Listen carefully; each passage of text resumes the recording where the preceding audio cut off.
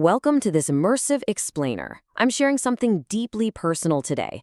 My name is Wu Kai Lin, and I'm reaching out to you directly from the spiritual realm to share my ultimate confession. We're going to uncover the unseen consequences of something we all do every single day, eating. Through my own honestly grueling journey, I want to show you the hidden spiritual reality of the fishing industry.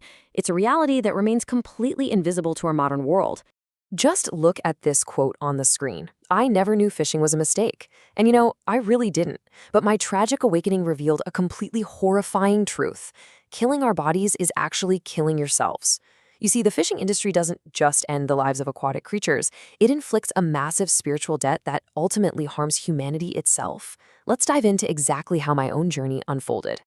Section 1. The Fisherwoman's Unintentional Past Sins.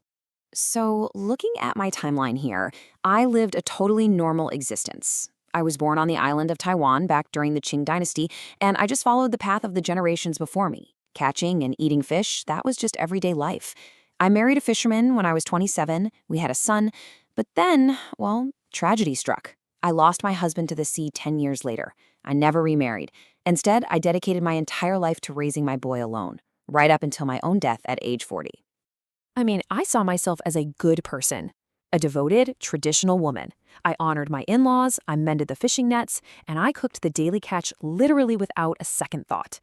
I never, not even once, questioned if catching and cooking fish was a sin. To me, it was nothing more than survival and tradition. Moving on to Section 2, Yama's Judgment and Deep Remorse. Okay, so here's where everything flips.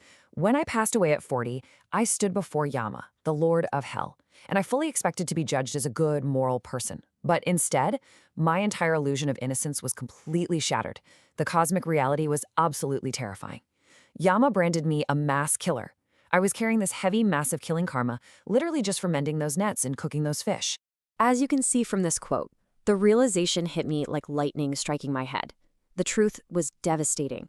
With this deep, unbearable remorse, I finally understood exactly why my husband, and honestly so many others in our fishing village, lived such terribly short lives. It was karmic retribution. Suddenly, I remembered these dreams I used to have, where Guanyin, the bodhisattva of compassion, would appear and warn me. She told me to urge my village to change trades, but I brushed it off as just a weird dream. Actually, looking back, my entire life was built on an industry of death. Which brings us to Section 3, Suffering as a Fish and Net Torments.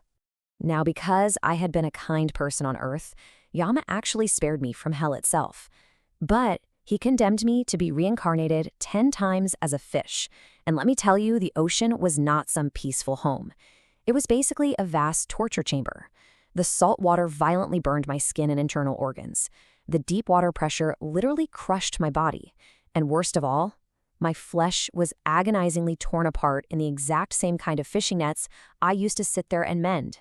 Imagine, if you will, barely escaping a net, only to have that highly saline ocean water continuously eating away at your open, bloody wounds. It's horrific. I was swallowed by the sea, forced to drink the salt that burned me from the inside out. Living that daily existence was, no joke, quite literally a fate worse than death. Let's transition to Section 4. Cooking agonies and endless resentment. But somehow, the torment in the ocean was nothing compared to the unyielding agony of modern kitchens. You guys have invented increasingly brutal ways to prepare us. Just imagine being thrown into a pot to be boiled alive, or roasted right over an open fire. And here's the absolute worst part. My spirit remains fully conscious. I was trapped in that excruciating pain, feeling absolutely everything, even as my physical body slowly died. Take a look at this quote. I wished you would just kill us with one swift knife cut instead of boiling us alive. We would absolutely, gladly welcome a quick, fatal strike over that. Your modern culinary methods for preparing fresh, live seafood, they leave our spirits with an unending, agonizing resentment. The sheer terror of those final moments permanently scars our souls. This leads right into Section 5, Killing Karma and Modern Skin Diseases. Now, this is absolutely crucial to understand. Our suffering doesn't just magically vanish. The spiritual toxins from our agonizing deaths transfer directly to you.